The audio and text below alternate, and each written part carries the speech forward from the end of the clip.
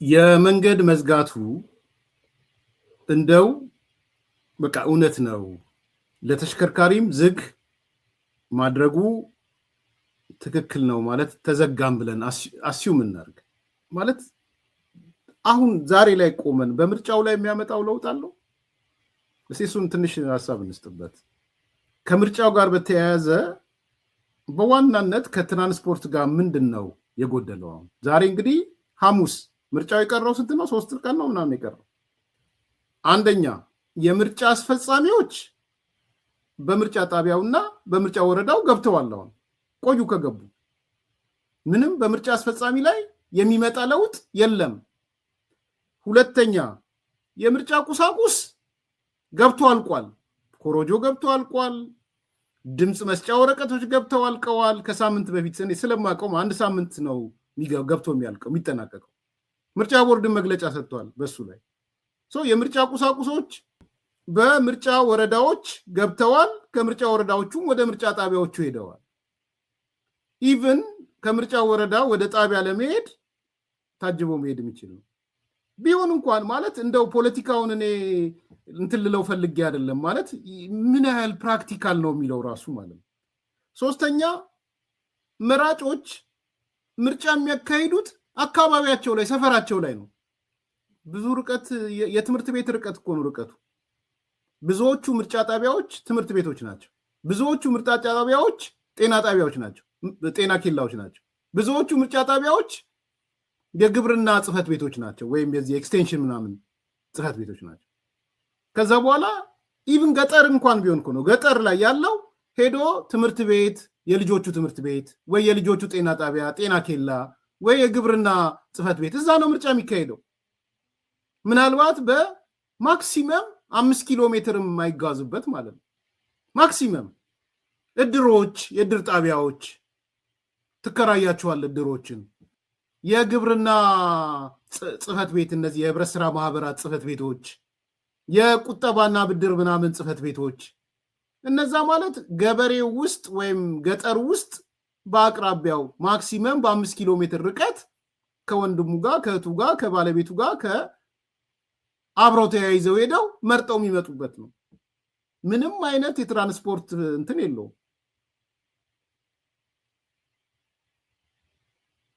ስለዚህ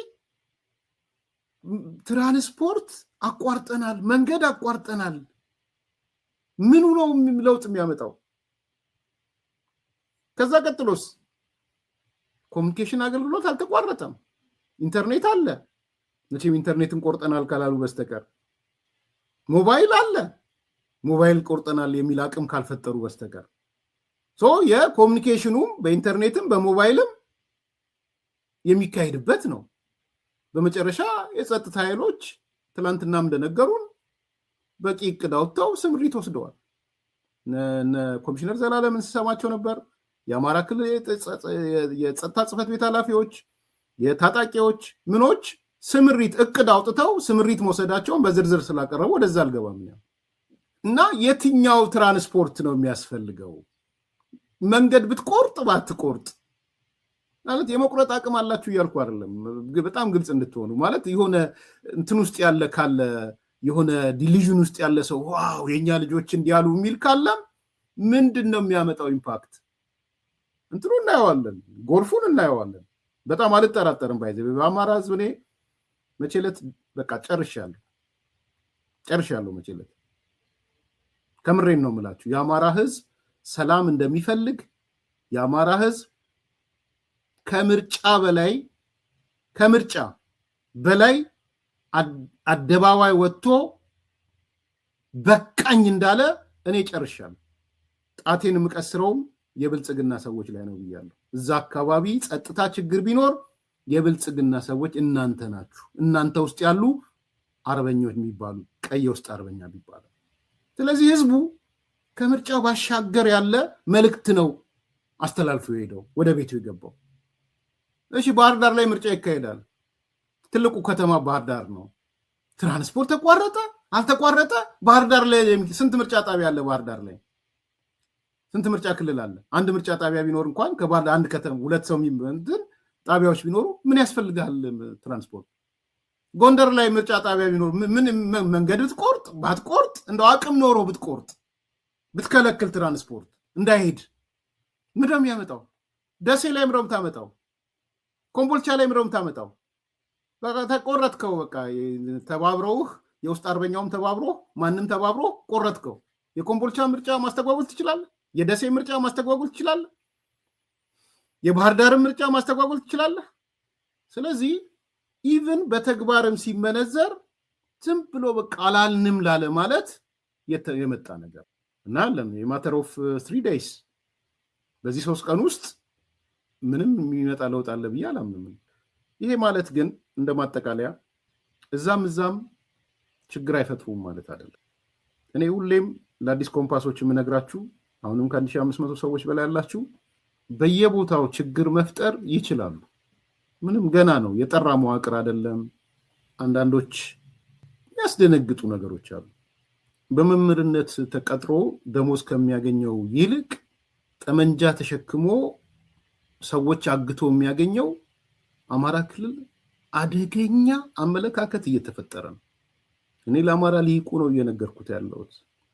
የምሰማቸው ነገሮች ትንሽ ያስደነግጣሉ። ያ ማህበረሰብ እንደ ማህበረሰብ እንዲያስብበት የትግራይ ማህበረሰብ ሊቅ እንደማስጠነቅቀው፣ የኦሮሞ ሊቅ እንደማስጠነቅቀው የአማራ ሊቅንም ማስጠንቀቅ ፈልጋል። እየተፈጠረ ያለ አደገኛ ዝንባሌ አለ። ሐኪም ሆኖ በሙያው ሰርቶ ባገኘው ደሞዝ ከመኖር ይልቅ ጠመንጃ ነካሽ ሆኖ ሰዎች አደራጅቶ ማን ነው ባለ ሀብት ማን የት ሀብት አለ ብሎ ሀብት የሚዘርፍ ሐኪም እየተፈጠረ ነው። በጣም ነው የሚዘገንነኝ ስሰማ። እናገኛቸዋለሁ፣ የወጡትን ልጆች አገኛቸዋለሁ። የሚነግሩኝ ነገር አንዳንዴ ከህሊና በላይ ይሆንብኛል። ልጅ የአባቱን ሀብት አስጠንቶ ስለሚያውቅ ማለት ነው። መቼም በአባትና ልጅ መሃል ቅርብ ነው።